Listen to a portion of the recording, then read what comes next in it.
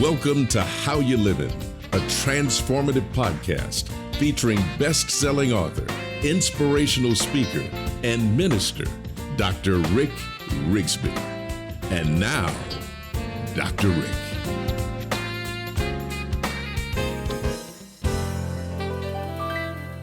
Hello, friends. So glad you could be with us today. I want to discuss a topic that we try to put off. This topic is called grief. Now, you might be thinking, I don't want to hear a podcast about grief, but one day you will need a podcast about grief.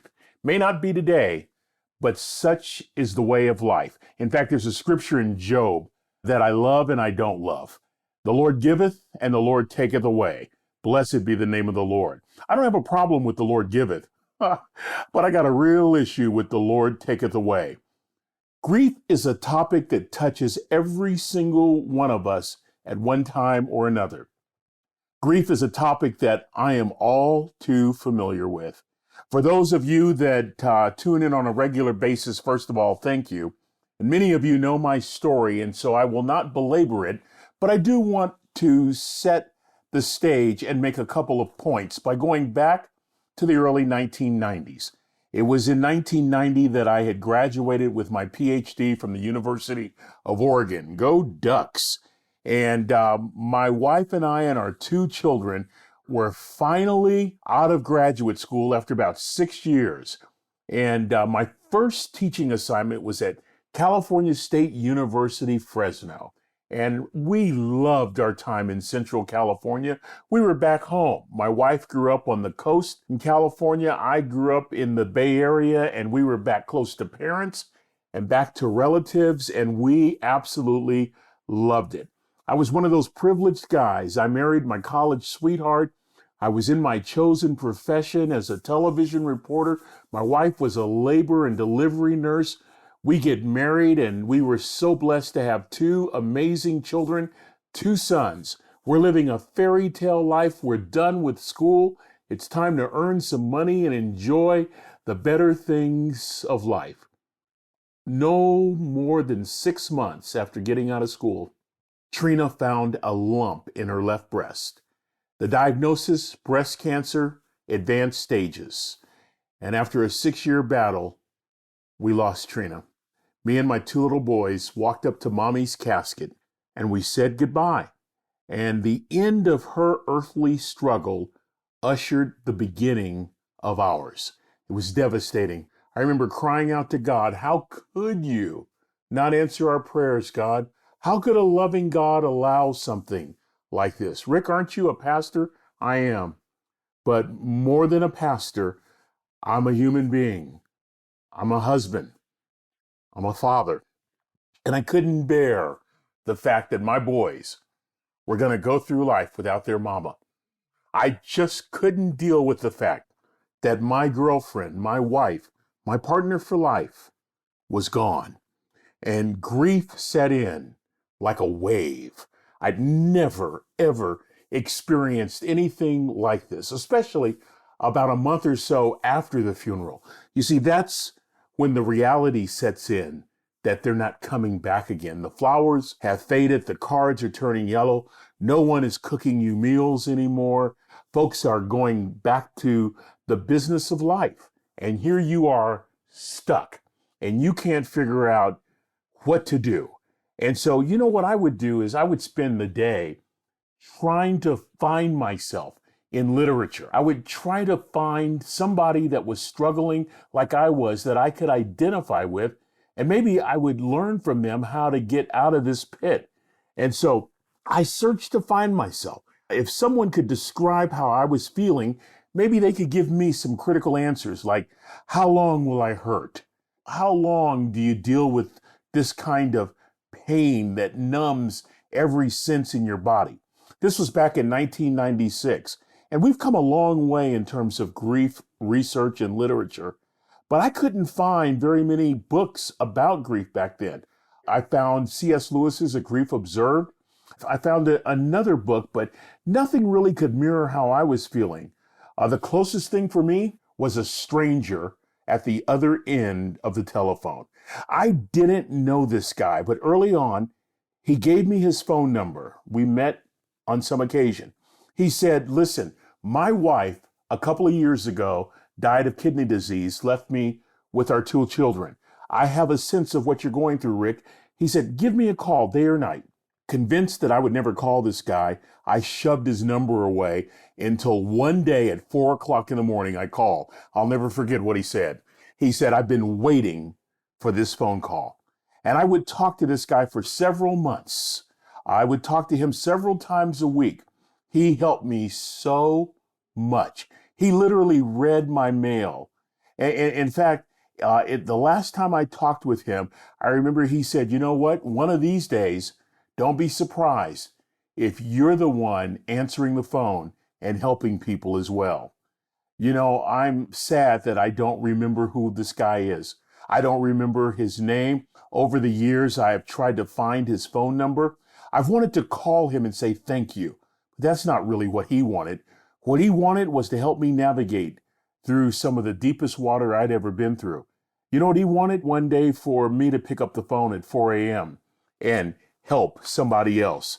Now, these days, I see a lot of books on grief. I see a lot of books on loss and the stages of loss and grief. And the first book that I ever read, the only other one other than the one that I mentioned by C.S. Lewis that I'd ever seen, was Elizabeth Kubler-Ross's book titled On Death and Dying. And she was the one that originally proposed the 5 stages of grief: denial, anger, bargaining, depression, and acceptance. Over the years, there have been a lot of people who have added to or amended that list. And they include feelings and dealings and healings and shock as a first stage. Persistent sadness would also become one of the later stages. Now, I would include another stage of grief, and it's called something that is really not characteristically part of any stages. It is not the loss of the physical or the intimate, but it's the loss of a historical connection. Let me help you explain. When I lost my spouse, the history of our lives together stopped. It's not a history that I shared with my children, not a history I shared with other family members, not a history I shared with my closest friends, but just a history that Trina and I had, how we first met, the song we first danced to, the first movie, the first kiss, my nicknames for her, her nicknames for me. You see, I was so consumed by the physical loss of a wife and a mommy that it took me years to realize that I was also grieving a history that we would never, ever contribute to again. I could no longer write that history with my wife because the history stopped September the 8th, 1996. And although somehow you move on, there's no real manual, no book, no article, no research, not even a stage in the grief cycle to help describe this phenomenon known as a lost historical connection. Now, I want to offer some cautions. Those of you that are struggling with grief right now, you may not go through all of these stages, and the stages may not be in order, and the stages may or may not have a time limit. Grief is very unique. It's idiosyncratic. It's unique to every individual. But I would contest that stages are important. And the reason why is because you're trying to locate something, anything, that describes your current state, that describes what you're going through. I think it's important because you feel like you're losing it, right? Everything is off center. Nothing seems right. There's no normal anymore. And we need reassurances, the kind that are identified by a stage. One ministry that I never signed up for has become one of the joys of my life. Walking through stages of grief with widows and widowers. Walking the journey with those who have lost a spouse. I have several people in my life that I stay in contact with. We're all united by one thing. We've lost our spouses. And guess what? The number one question they ask is this: Rick, am I okay? Rick, I would have thought by now I'd been farther down the road, but I still find myself reeling. Am I all right? And see, I think that's why the stages are so important. They help us to identify in some way with what we think we ought be feeling. I remember once I was convinced I was having a heart attack. I called my doctor, and after my doctor realized that I at least could drive and meet him at the emergency room, I drove there, met him. We did all kinds of tests, including an EKG. The doctor, with tears in his eyes, concluded, "Rick, you're not having a heart attack. You're suffering from a broken heart." Friends, I want to tell you something. Do you ever get over a loss? I can't answer that question. I don't know. I don't think so. I can tell you from my perspective that while it is well with my soul today, at some point I am convinced I will still limp into heaven. Something changes you forever, and I'm okay with that. It took a long time, but I'm at peace with that today. And so let me offer you some suggestions that are not stages of grief, that don't come out of a book, but that have come out of losing a wife and trying to pick myself up and move forward over the years. Number one, breathe. If I'm talking to you today and you've lost someone dear, breathe. You're not dead. You haven't gone crazy. Just breathe. Number two, baby steps are a good thing. Baby steps in many ways, it means you're living an epic life simply by putting one foot in front of the other. I had one routine. I had one job on the days that I wasn't teaching or didn't have any other university responsibilities. And that was to take my kids to school. And so I would wake up, throw on clothes, take my kids to school, return home, pull off my clothes, get under the cover and hide, eventually fall asleep, hoping that at the end of the day, when I would wake up, I would return back to my regular life. So a big baby step for me was getting up, taking a shower, putting on my clothes, taking my kids to school, and going on with my day and not climbing back into bed. It didn't seem like a big deal then, but those baby steps actually, they became the pathway to hope. And that's number three, hope. I want you right now, if you're going through a very, very traumatic time, allow yourself 10 seconds, 15 seconds to dream of a better day. I got this text message from a guy. He's been a widower now for about 6 months. And what he said may not resonate with you, but it sure did with me. He said, "Rick, I watched a situation comedy on television, and after 6 months, I found myself laughing." That is a huge sign of hope. That means that he is not only breathing, not only taking baby steps, but there's something inside of him that says, you know what, maybe, just maybe, I'll be able to go on with my life, right? Breathe, baby steps, hope. And then number four, stand. In other words, don't quit, y'all. Stand. Make a choice that you're not going to fold up the tent. Make a choice that you're not going to give up. You see, I just can only speak from my experience. I would have given up, I am convinced, had it not been for a couple of things. Number one, those boys. Those boys had lost their mom. I could not imagine them losing their dad. Number two, I had a wife that right before she died, she said to me, "It doesn't matter to me any longer how long I live. What matters to me most is how I live." She had hope and was willing to stand until her very last breath.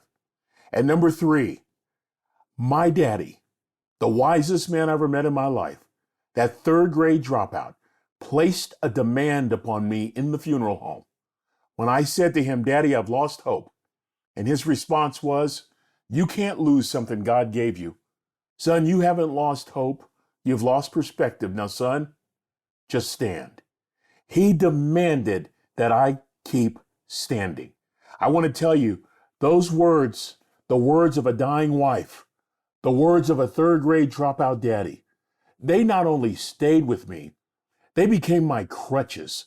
They not only became my crutches, they became my corrective shoes that caused me to breathe, to take baby steps, to believe in hope again, and to eventually stand. Friend, whoever it was who said time heals all wounds, did not lose a spouse. They didn't lose a child. I don't know if it gets less painful, but I can tell you it does get a bit easier to move on. Just remember this: breathe, baby steps, hope, and stand. And don't be surprised one day if you're on the telephone, answering the phone, when someone on the line is screaming, help. Oh, friend, not only is it possible, but it will happen if you just have the courage and the faith to believe. Friend, I want to tell you I'm with you. I wish I could hug each and every one of you that's going through a difficult time. I wish I could offer you a shortcut. Grief has no such thing. And so you stand there and you breathe and you put one foot in front of another and you hope. That's right. And friend, I will tell you this: that hope will encourage you and strengthen you to keep standing.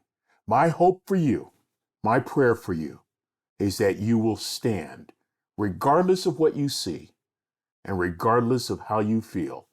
Don't give up. You keep standing. Oh, friend, be encouraged, be uplifted. Until we meet again, this is Dr. Rick asking you the most important question I can ask today: how you living? Are you ready to make an impact in your world right now? Do you want to stop existing and start living your best life right now? Dr. Rick wants to give you the first chapter of his best-selling book, Lessons from a Third Grade Dropout, absolutely free.